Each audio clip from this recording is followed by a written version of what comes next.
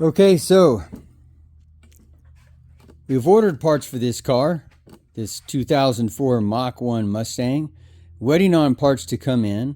But since we've taken everything down pretty much almost to the block here, you know, with the water pump gone, the alternator gone, many of the pulleys gone, so on and so forth, hoses, and the shaker gone from this 2004 Mach 1, it is time to clean up. If you notice dirt, leaves, all sorts of things already sprayed here, some brake cleaner, but let's do a quick cleanup of this engine bay and get ready for the next parts to be installed. Subscribe to my channel and let's get this cleanup underway.